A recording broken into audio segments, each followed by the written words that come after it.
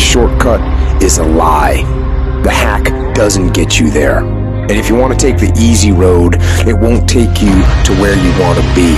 To reach goals and overcome obstacles and be the best version of you possible will not happen by itself. It will not happen cutting corners, taking shortcuts, or looking for the easy way. There is no easy way. There is only hard work, late nights, early mornings, practice, rehearsal, repetition, study, sweat, blood, toil, frustration, and discipline. Discipline, the root of all good qualities, the driver of daily execution.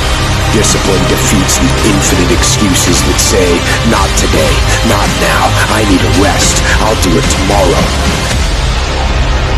There is only one way, the way of discipline.